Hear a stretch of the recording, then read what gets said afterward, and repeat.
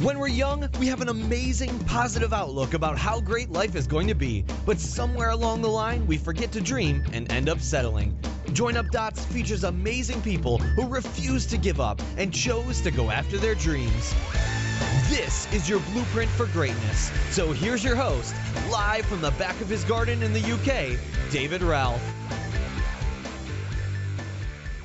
Hello everybody out there in internet land. How are we? How are we today? Episode 40 of Join Up Dots. And I've woken up in a good mood today.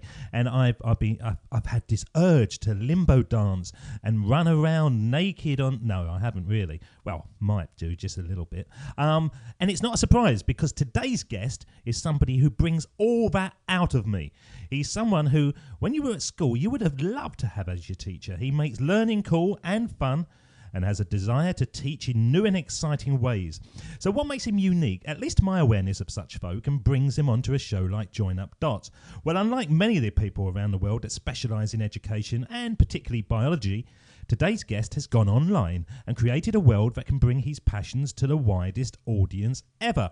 Using state-of-the-art video and podcasting equipment, he inspires and educates from afar. Many of the visitors to his site comment that he's taught them more in an hour than weeks in a stuffy old classroom. So how has he done it, and so successfully? How has this man from the island of St Maarteen in the Caribbean created an income and career that is built purely on his passions?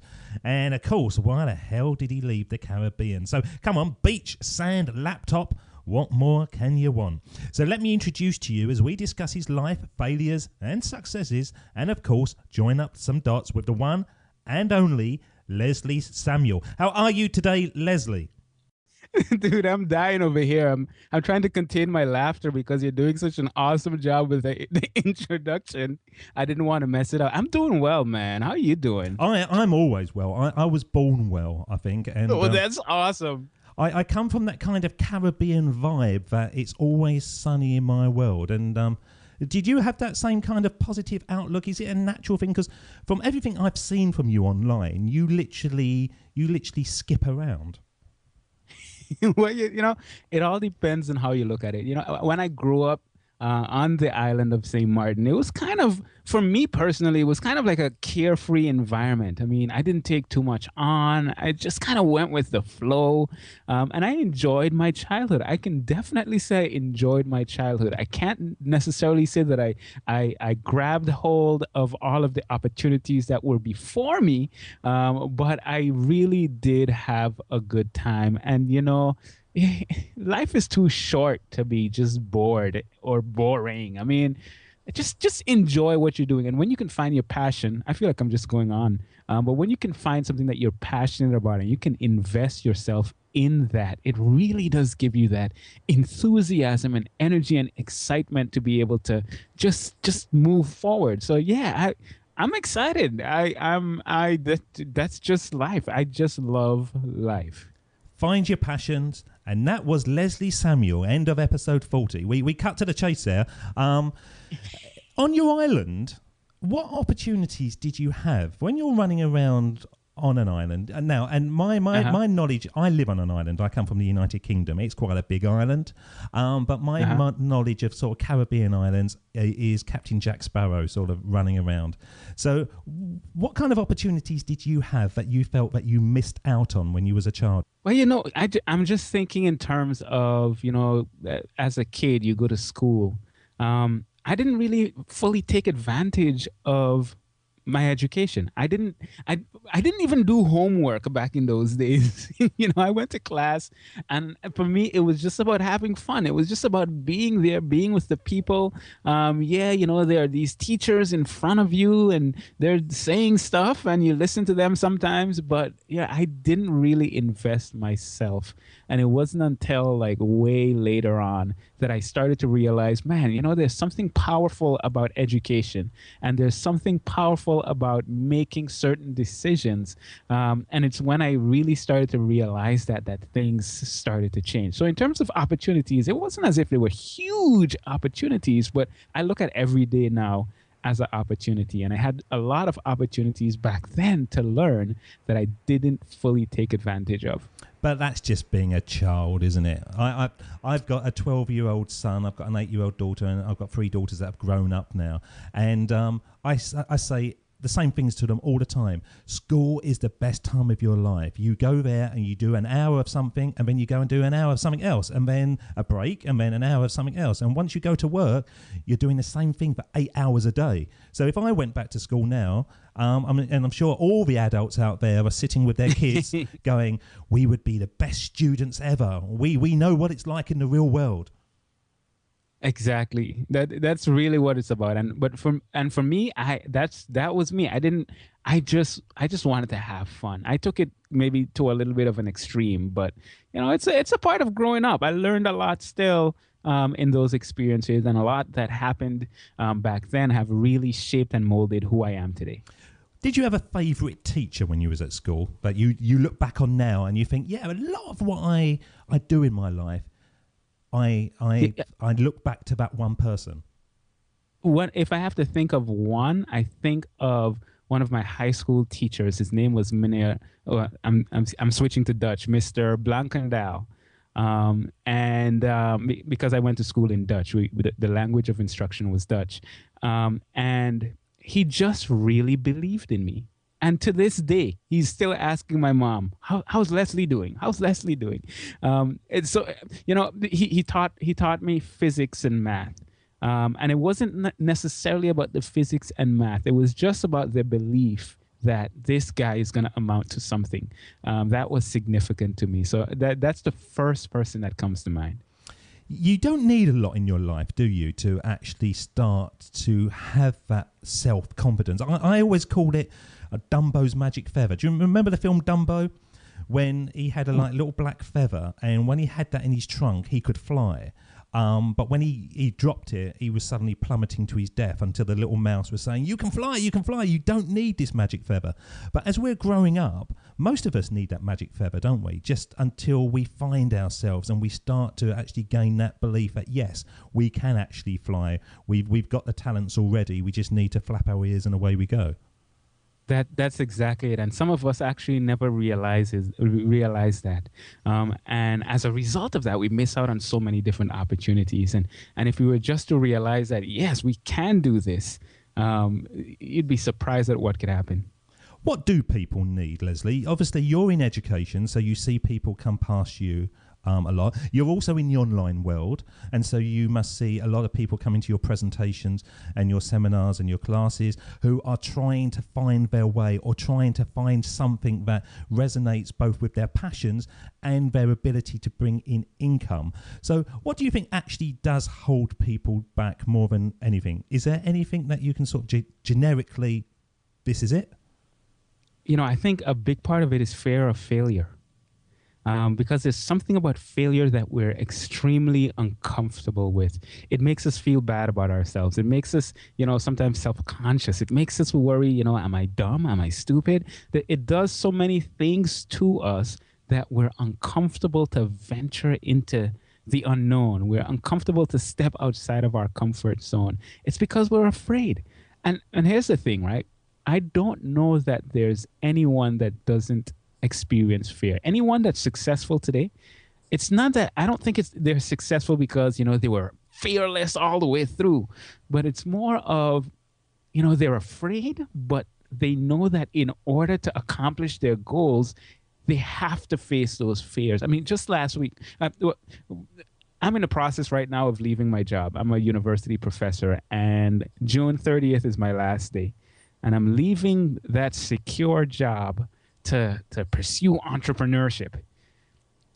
And last week, I'm an anatomy professor, and I was one of the guys that spearheaded the building of a brand new anatomy lab, state-of-the-art lab. It is just awesome. And last week I walked into the lab knowing that it's almost finished, and just as it's almost finished, I am leaving. So I'm not going to be there to experience it. And then I went to our faculty meeting. And as much as I hate meetings, I love our faculty meeting because it's kind of like a family. We get together, we solve problems, we have fun and all that stuff. And it's been really a great environment. And then all of a sudden, I just started to think about, am I crazy? What am I doing? I'm leaving a secure job as a professor.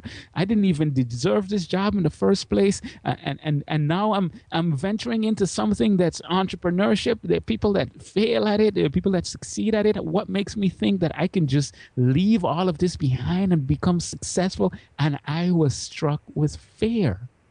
And I think a lot of us get in that mode, but the problem is that we stay there as opposed to looking at fear straight in the eyes and said, you know what? I can do this and I will do it. So, I think fear is a big thing. It paralyzes us. But it also forces us on to improve, doesn't it? Oh, definitely. One of the reasons why my introductions are quite in-depth is because you're now 40th episode, and I've done about 62 actually I've recorded. And literally every single one, as I go record, I think, oh my God, am I going to be able to have a conversation here?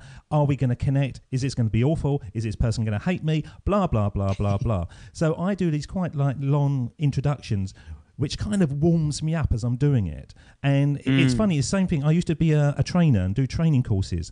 And I used to always practice my first line. And I could be in the room for maybe 10, 15 minutes. Even if it was a course that I'd done 100 times before, it was always that first line that I knew if I got that, then away I could go. But I think the fear is the thing that really raises your game. And as long as you can control that fear, then you can do great stuff. I would hate to be sitting here thinking, oh, it's Leslie Samuel today. Okay, I just press record and away I go. Because it probably I have actually, I don't know. But it would be terrible. I don't think I would be the same person if I was just totally relaxed. Some people can do that. I can't. That's an interesting concept and I agree with you, because if you're never afraid of something, it means that you're just sitting within your comfort zone.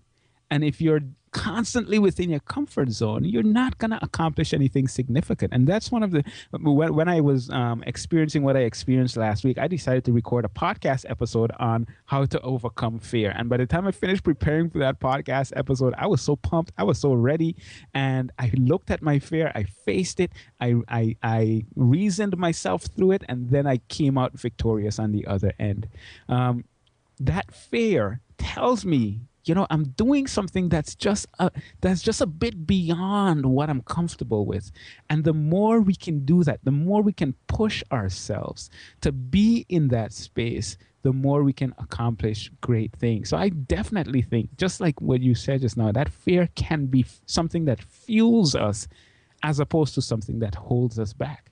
Please tell me, Leslie, that your alarm clock in the morning goes off to...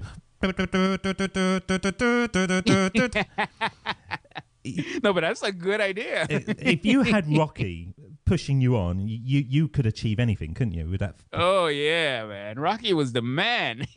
Well, he was more than a man. I was talking to a chap who's going to be episode 50, and I was just recording him just before we started this one. I do sort of blocks of them in one go, and he was talking about a line in Rocky 6, Rocky Balboa. And I don't know if you've seen all the films, but they have their... Oh, I have. There's certain ones that you go classics, and others like sort of Rocky 5, you can sort of let that go and kind of move on. But I think Rocky 6, Rocky Balboa is a very good one. And there's a line in it that Rocky is talking to his son, and he says to his son, look, it's not about how hard you can hit, it's about how hard you can take a hit and keep on moving forward in life. And it's, that is so powerful, isn't it? Oh, it really is, man, because...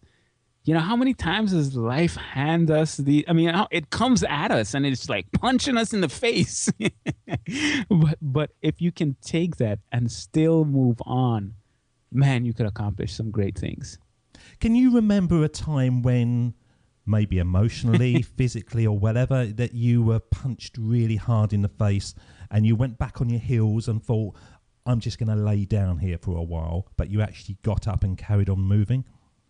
Man, I can remember a number of times. The one that comes to mind, like just immediately, is when I first started getting into internet marketing back in I started in 2008, and I'd been going for maybe about a year. And 2009, I just got so overwhelmed because I was working so hard. I had a full-time job teaching at a boarding academy. So I'm teaching at this high school. And when you're at a boarding academy, the students live there. So you're their teachers, you're their parents, you're everything. You provide the social activities for them. You do everything.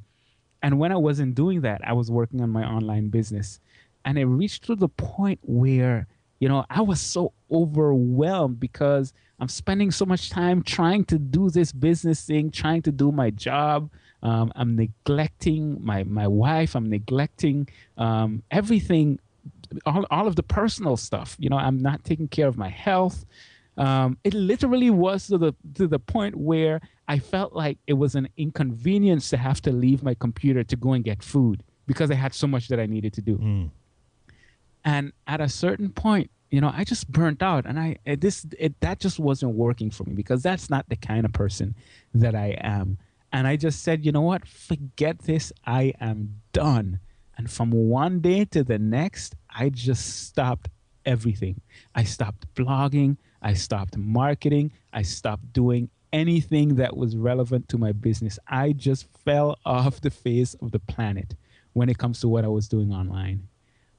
It was tough. It was tough.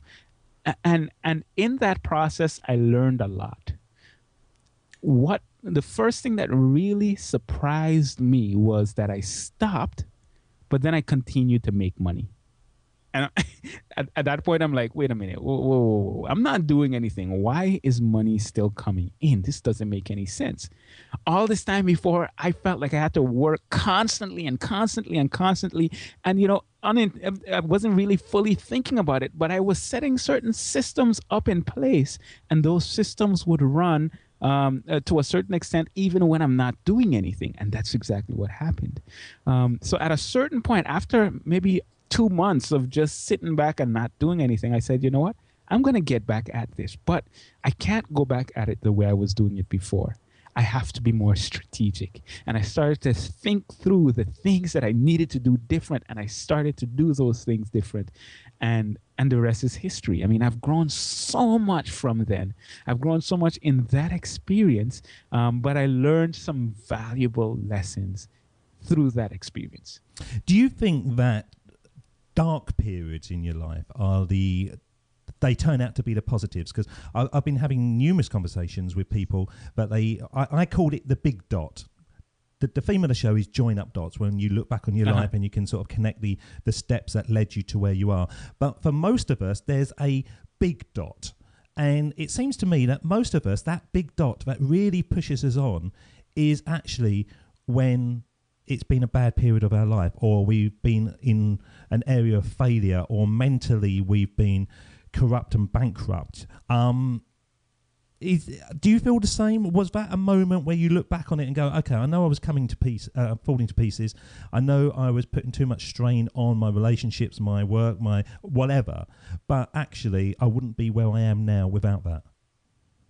I think it doesn't have to be a negative thing. It doesn't have to be a dark period. I think oftentimes it is. But when I think back, there are a bunch of positive things that resulted in a significant amount of success, a significant amount of learning. I think you can learn from anything. Not just that, you can look at people that are doing things the right way and get tremendous insight from those individuals. So I don't know that it has to be negative. I think oftentimes it is negative, and sometimes those negative things put us in a situation where we're desperate, and because we're desperate, we have to. It's no longer an option. We have to take certain actions. I think that's one of the reasons why it's so significant. When I think I'm leaving my job at the end of June, and that can go very poorly. However, that's going to put me in a situation where I am desperate. It's not, if my business makes money this month is okay. No, if my business doesn't make money that month, we don't eat. Yeah. And that is significant. So I think sometimes those negative experiences bring about a feeling of desperation to where there is no other option but to grab success and just do what needs to be done to make that happen, to make success a reality. You were saying there's certain people that you look at and you sort of benchmark yourself against their success. Obviously, in the online world, there are certain names that become very famous, but if you speak to the man in the street, they haven't heard of them at all. So can you pick somebody online and somebody sort of offline that you look at and go, yes, if I could only get somewhere near them, I think I'm achieving my aim? Oh man, it's hard to pick one because I honestly have a number of mentors. I'm in a mastermind group right now with guys like Pat Flynn and Cliff Ravenscraft and Michael Stelzner and Mark Mason, and these guys have really been. It's hard to look at one of them and say this is like the reason why I'm moving forward. Because we get together once a week, that really helps me to move in the right direction. When I think about Pat Flynn, if I had to choose one, Pat Flynn, because I've been following what he's been doing for a while, just to see what he has been doing and the level of integrity that he brings to everything that he's doing, that's pretty inspirational. So that's one person that I would think of in terms of online. In terms of offline, one of the people that have really been an inspiration to me is gonna have to be my dad. And the reason for that is because of how diligent he was at the work that he felt he needed to do. And because of that, there was no compromise. He just continued working, oftentimes too hard, but his determination, his stick-to-itiveness is really inspiring to me, and I strive to have that in my personality. I started off in the younger years not being very much like that, but over time I've really grown to become more and more like him. So he would be the person that I would pick in terms of offline. We can't fail to become our dads, can we? I now shave and look in the mirror and think, oh my God, I look like my dad. And I say things that my dad says, and I spend a lot of time with my dad. And I just don't think you can stop that. It's just natural, isn't it? We are going to become our dads. It's scary how that happens, but it does happen. It certainly does. Pat Flynn, I don't want to make this the Pat Flynn fan club, but he's really regarded well, isn't he? So many people who I've been talking to have mentioned him as the top of the pole, the one that they're aiming for. And for people that don't know about Pat Flynn, I'm not going to talk about him now. You can go on to Smart Passive Income and you can look up his story, and it's fascinating. But the thing that you touched on, which is absolutely true, and I think it's what most entrepreneurs certainly nowadays are discovering, that the more you give back, the more value, the more transparency you have, the ultimate win will come to you quicker. Which certainly wasn't the case, years ago. I used to work in sales up in London, and pretty much, Leslie, don't tell anyone this, we'd say anything to get a sale.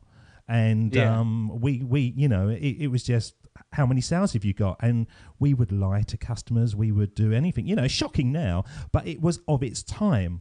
Now, you can't get away with that. You've got to go the Pat Flynn route, haven't you? Yeah, I think there are different routes to it, but I think the whole being transparent, being helpful, being real, I think that's almost essential these days. Some people, are able to be successful without it. So I don't want to make it seem as if it's the only way to go. But in my opinion, it's the best way to go. And looking at guys like Pat Flynn, it's not like you're saying, man, if I could be like Pat Flynn, because that's the wrong thing to say. But you can look at what he's doing and you can learn from it. And as a result, you can be a better you. and that's the thing. A lot of us try to say, I see what Pat is doing, I see what Cliff is doing, I see what these guys are doing. I want to do just like what they're doing. And there's something about that. You lose your identity in that, and you don't really stand out because there's so many people trying to do that. When I first launched, it was actually a relaunch, my Become a Blogger Premium course. If you were to look at the videos that I made, one of my mentors at the time was Gideon Shalwick. He's from Australia, and I learned a lot from him about video marketing. If you were to look at my earlier videos, it sounded like Gideon Shalwick with a Caribbean accent. and that's because I was modeling myself off of what he was doing. Now, over time, I started to find my own voice. And now if you listen to my videos, if you watch my you watch my videos, you listen to my content, it sounds like nobody else. Because you know what? It's me. And that's what we have to learn to do. We have to learn to be the best us that we can be. Yes, learning from what other people are doing, but not trying to be them, but trying to be the best you can be. I keep saying that over again, but I think that's such a fundamental concept that we have to do. You can't just do what everybody else is doing. You have to be different. I think basically to get going, and this is the way I always do it, so it's not it's not rules, this is my own personal opinion, is you fake it until you make it. You pretend. I always kind of act a role. I have 2 or 3 people in my head that I think to myself, right, I'm going to take an element of them, a little bit of that, a bit of their confidence, put it together and kind of make this hybrid personality that I can use. Then after a while, I start to bring elements of myself into it, and it's like I'm taking off a snake skin, and I sort of shed their personalities and I find my true self. And certainly when I started off doing training courses and doing presentations in front of people as a young man up in the city of London, I had sort of 2 or 3 people that I just played, and nobody realised. They just thought that was me. But it took quite a while until I could become my unique, authentic self. And once that happens, it kind of blows your mind. It suddenly feels so liberating that you can just be yourself, be totally unique, and people seem to respond to you better, that it blows your mind. Definitely. And I agree with the concept. I don't like the phrase, fake it till you make it. And the reason why I don't like the phrase is because it makes it sound as if you're just being fake. But that's not really what you're doing. If you think about what you're doing, no, you've studied people that are successful, and you are trying to accomplish those things. So what are you going to do? You're going to take a little bit from here, you're going to take a little bit from there, you're going to take a little bit from there, and you're going to present the best that you have from the different sources that you've gleaned knowledge. When I think about faking it, it's almost as if you're trying to be someone that you're not. And that's not necessarily what you're doing. Yes, you're being influenced by people. We're all influenced by people. So I think it's an interesting way that happens, to where it's an evolution of yourself. It's you learning to be you, and it sounds weird, but it's an exciting thing. Like you said, it's an exciting thing when you see it starting to come together. And the more you do it, and that's the thing, that's why it's important to go out there and start doing those presentations, start recording that podcast episode, start putting together that content, even if it doesn't feel like it's fully you, because you have not become fully you as yet when it comes to what you do online. So I think it's a part of the process, and I think it's a beautiful part of the process. It does not come overnight, and a lot of us expect that. And I think we can do certain things to accelerate the process, but it's a step-by-step thing. I mean, I've been doing this since 2008, and I'm still finding out new things about what I really want to do and how I want to do it and how to be myself. I've been learning all these years how to be myself. It's weird. Well, it is but weird, it's isn't a it? beautiful process. It is. It It is. is totally weird because, you know, you are Leslie Samuel, and I could hazard a guess you've been Leslie Samuel since you were born. And you'd probably be right. Yeah. And so, you know, I've just got a way of thinking these things. But I know, you right? can just progress. But then you kind of start being somebody else. And it is peer pressure. It's responsibilities. It's going into a career that you've only done for financial reasons, which I think most of us have done at some time. But once you do find you, things start to get easy. And I've started saying that to people. And I use the word easy loosely. I don't mean it's easy. It just becomes smoother. And you find that things are playing around you, which maybe you wouldn't have had before, and you wouldn't have had the confidence because you were, you know, going for the money, I suppose. And you know what's the interesting thing about it? Okay, you said that, you know, you've been you all your life. And that's true. I have been me all my life. But you know what? All my life, I have not been behind a microphone inside a room talking into this machine. You know, that adds a different element to it. And it's kind of unnatural. Why in the world am I in front of this metal object speaking into it? That's not what I've been doing all my life. So because you're adding these other dynamics, it takes a while. It takes practice. It takes time to pull that you out, so that even though no one is in front of me right now, I'm literally still moving my hands and showing you something, even though you can't see it. But that was not the case in the beginning. You learn how to do it. It is weird. I use my hands a lot, and we're talking over Skype.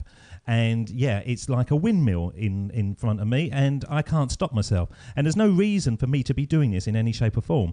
And I've just got a picture of Leslie, handsome chap as he is, smiling, but it has not moved in 38 minutes. And it is kind of weird, isn't it, how you can do that? Because if I sit on the phone, I don't think I'm waving my arms as much as I do on a podcast. You just seem to... I don't know, you seem to present a bigger version of yourself, but hopefully comes across to the person you're talking to and the audience as well. Exactly. And I find you have to overcompensate because nobody's seeing me right now. If you were seeing me and I was talking, I could be a little more, you know, monotonous. I could be a little more boring, quite frankly. But because you're not seeing my gestures, I have to infuse my gestures in what I'm saying so that you can feel as if you're here with me. Because you can't see that I'm in my underwear, Leslie. You can't see that I'm naked. Oh, wait. I wasn't supposed to say that. Right, hang on a moment. They're coming off. We're both naked. Oh, wow. This is awkward. What an awful fault for the listeners. I do apologize. If you're having your breakfast at the moment. We do. You're halfway through that mouthful of cornflakes and you've splattered them across the kitchen. I do apologize. I'm learning as we go. There you go. It's a segue actually into the learning process, because the theme of the show is joining up the dots when we look back on the stumbles, the falls, the trust that we have to have in ourselves. And at this point of the show, that I always play the iconic Steve Jobs speech, which I'm going to do now. So I'm just going to play that. I'm going to bring Steve onto the show. And then afterwards, Leslie, I'm just going to ask your feelings of his words, whether they're relevant to you, whether they're relevant to everyone, or maybe, as we've had from some guests, they don't believe them at all. So I'm going to play this, and then we're going to find out what you think. Awesome. Of course, it was impossible to connect the dots looking forward when I was in college. But it was very, very clear looking backwards 10 years later. Again, you can't connect the dots looking forward. You can only connect them looking backwards. So you have to trust that the dots will somehow connect in your future. You have to trust in something, your gut, destiny, life, karma, whatever. Because believing that the dots will connect down the road will give you the confidence to follow your heart, even when it leads you off the well-worn path. And that will make all the difference. What do you think, sir? Man, those are some powerful words. You know, because when I look back at, you know, this journey that I've been on, especially in the last few years, but I mean, it can extend to the beginning of my life. There's so many places where the dots didn't seem to make sense at the time. But in retrospect, man, it all comes together. I've been a university professor for the last 3 years, and the way I got the job didn't even make sense to the average person that's listening to the story because, I'm teaching in a doctoral program. You're required to have a PhD. I don't even have a PhD, and I'm teaching students that are going to be doctors. I'm teaching anatomy. I've never taken anatomy, and these are teaching people that are going to be doctors of physical therapy anatomy, and this is going to sound gross to a lot of people, but we're dissecting cadavers. I've never seen a cadaver before starting this job. How in the world did I get this job? I don't even know what that is. It sounds like a magic word. A cadaver, a dead person. Oh, is it? Oh, right, okay. Yeah, it is. That's why I'm turning off some people right now. But the thing is, the reason or the main thing that got me this job was this blog that I started about biology. And when they saw that, they were amazed and they wanted to give me the opportunity. Then I started to teach there. I'm teaching anatomy. I'm teaching pathophysiology. Never took it. I'm teaching neuroscience, and I'm learning all these things and then teaching it immediately. And now I'm leaving my job, and as I'm leaving my job, I'm wondering if I'm making the right decision to leave my job, teaching these things that I'm teaching. And just as I'm making that decision, I get approached by, I don't know if you know of Khan Academy, but they do a lot of online instruction. And they wanted me to create pathophysiology videos. Now, I would know nothing about pathophysiology if I had not been a professor teaching pathophysiology for the last 3 years. And I would not have been a professor teaching pathophysiology for the last 3 years if I didn't start my biology blog a few years before that. So all these little things that you say, let me try this blog. Let me try this. Let me try that. And you don't really see necessarily where it's going to end up. But in retrospect, it all comes together and forms this beautiful story that is kind of like, if I were to go back, maybe I wouldn't have changed anything. Because if I changed things, then maybe I would not be where I am today. So, it's just interesting to kind of look back and see how things connect. I'm at a point in my life now that when I join up my dots, it's a straight line. It really is a straight line. And I have made mistakes. I've gone into jobs that I didn't want to do just for the money. I've done loads of different things. But I look back on it now, and even what I'm doing now, podcasting, I was making training videos. I was a trainer, and I was in an office where they were saying to me, I want you to do this training course over here, and I want you to do that training course over there, and I want you to do it. And I was saying, look, there's only one of me. I can't be in all places at once. So I started making these sort of in-house videos where I would record the subject, make the little video, and then that could be being shown while I was doing something else. Now I look back on it and I think, oh my God, I was making podcasts. I didn't realize it at the time. I was just, doing something to make it easier. And it's a weird thing when you look back on it. And I know not everyone's going to say that. Somebody's probably sitting on death row at the moment going, I can't see where my dots joined up at all. But for the majority of people, I would say there's an absolute truth in what Steve Jobs said. Most definitely. I definitely agree with that. And, when you think about that, it makes you look forward to the future, because then you can look back and connect even more dots. And to me, it's a beautiful thing.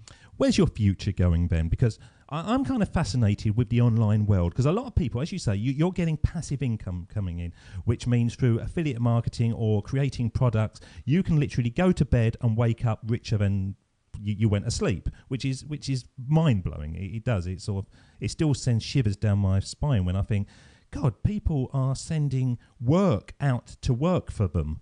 And so that they can, sit there with their children and their wives and watch some telly whilst they're making an income. But a lot of people have the online thing to complement their work. And you would think in many ways, then once they've gone through the effort of building it, then they could focus in on their career, their 9 to 5, whilst the other thing is bringing in money, and then they could be twice as rich.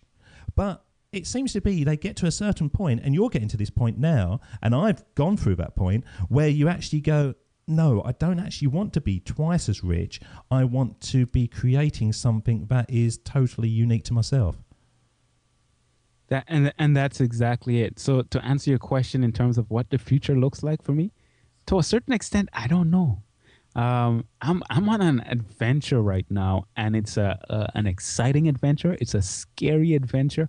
I do know that I want to build more than just a blog, more than just, I don't want to be known as just the blogger. I want to be known as the person that has built up a massive organization that is very much into helping others through education, whether that is education in the field of biology or education in the field of building your blog, your business, your platform, all of that. I want to be the person, I want to be a person that is very much into doing that, because I believe the more I can help people, whether through biology or helping others that have their passions that they want to share with the world, the more I can do that, the more change I can bring about in this world. And that is really what I'm passionate about. Would you like to get to the point, going back to Pat Flynn, somebody said to me the other day, it was a bloke called Sean Ralston, and I'm trying to see what episode he was. No, I can't quite see it at the moment. He was somewhere in the 20s, and he said to me, what he wants to be is like Pat Flynn, where people say Pat and you know who they're talking about. And you could be like that, couldn't you? Because you're in such a kind of 28. He's episode 28, if anyone wants to look back.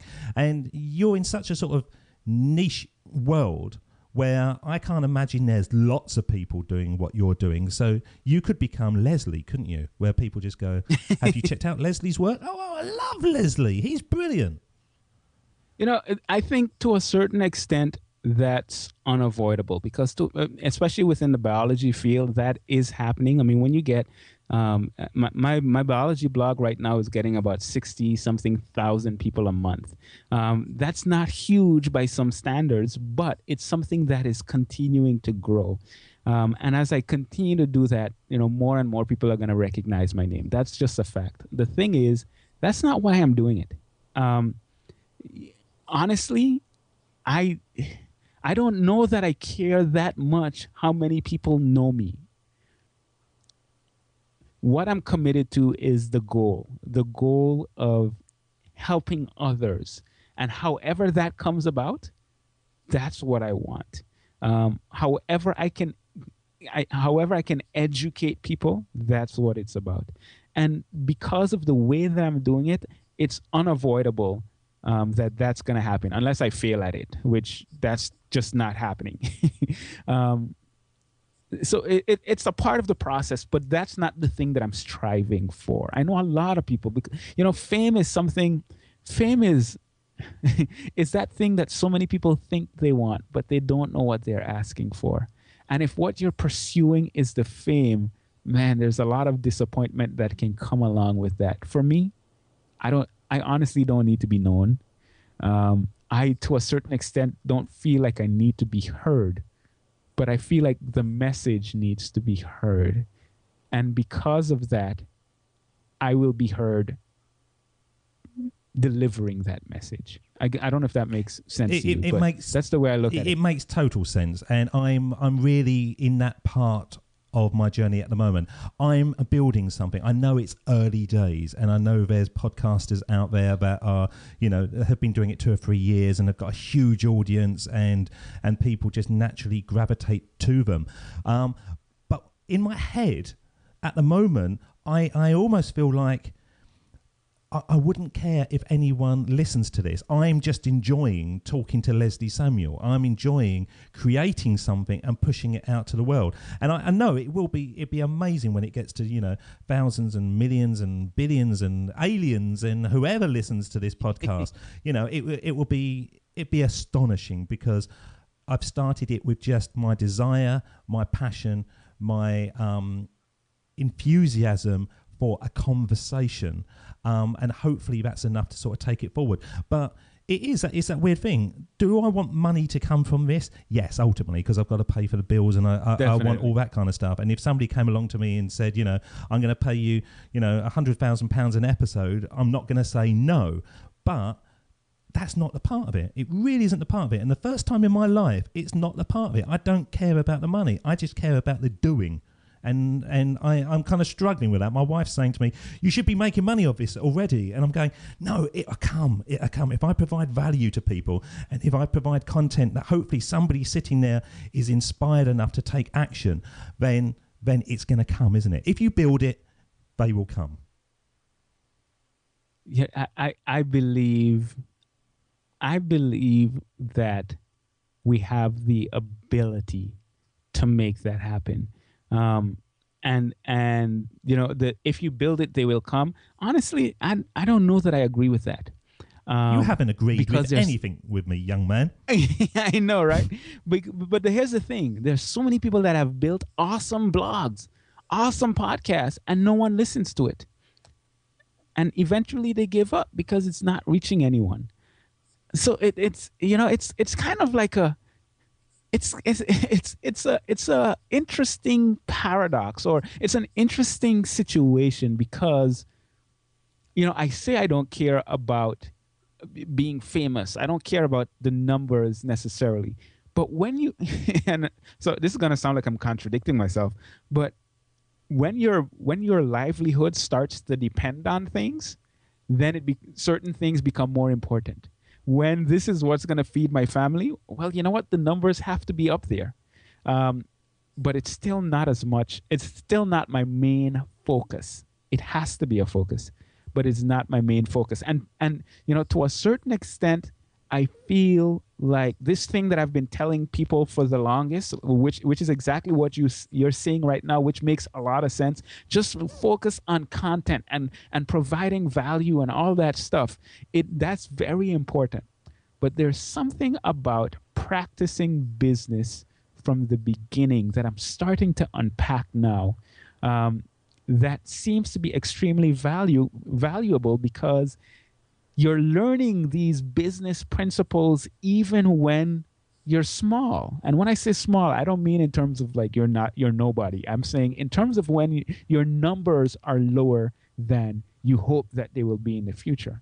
And there's something about being able to start learning those principles even then that I am exploring. It's kind of too late for me to fully explore it because of how far I've reached so far, even with doing what you just described. But there are so many ways that I could have been learning all this time that I have not been learning because of neglecting to start to think about the business. So it's a balancing act that you need to figure out, because you don't want to be there just pitching and pitching, because that's not necessarily valuable. And even if it is valuable, it doesn't build confidence and trust in you. So there's a balance that you have to be constantly striving to seek. What I want to do now, I'm very aware that the time is ticking on. I want to send you back in time to have a one-on-one with young Leslie. And you can choose any Leslie you want. You can choose the Leslie who's running around America. You can choose Leslie who's got sand on his feet and he's splashing around in the Caribbean. And what kind of words of wisdom would you give them? So this is the sermon on the mic. And when the music fades out, you're on the mic. Ooh, ah, ooh.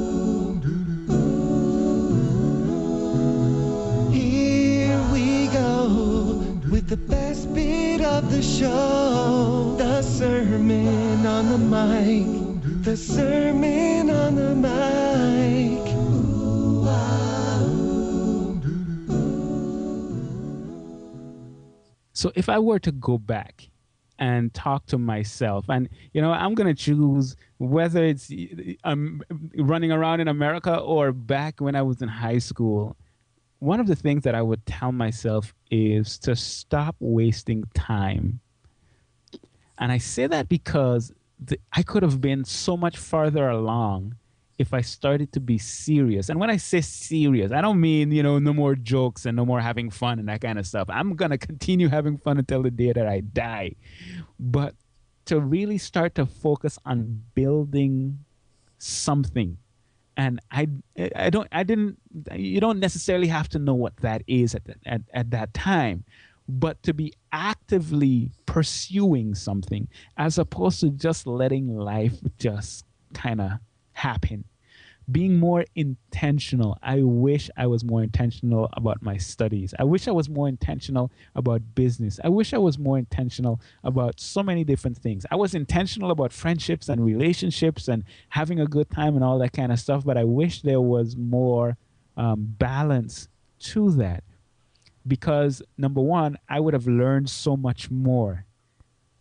And number two, I would have been so much farther along. So I think that's the biggest thing for me.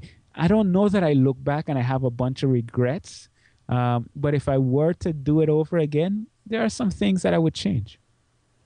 How can people connect with you, Leslie? People who are out there, the listeners who have been inspired by your content and want to find out more about you. The best place is to just come to becomeablogger.com, because that's where I talk about, business and entrepreneurship and blogging, of course, because that's the name, becomeablogger.com. And I'm realizing that for me, it's more than just blogging. It's about the whole package. My tagline is create content, inspire others, and change the world while building your online business. So yeah, if you want to find out more about this kind of stuff, becomeablogger.com. I'm always over there creating content. Leslie Samuel, it's been an absolute delight having you on the show today. You've been open, generous, and of course talkative. And whatever happens in your future, please come back and tell us what you're doing, because I believe that our futures continue to proceed through, and that allows us to have more dots to join up. And by joining up our dots and connecting our paths, we have the best opportunities to build our future. Leslie Samuel, thank you so much. And thank you for having me on. I really enjoyed it, and I look forward to coming back in the future. David doesn't want you to become a faded version of the brilliant self you were once to become. So he's put together an amazing guide for you called the 8 Pieces of Advice that every successful entrepreneur practices, including the 2 that changed his life. Head over to joinupdots.com to download this amazing guide for free, and we'll see you tomorrow on Join Up Dots.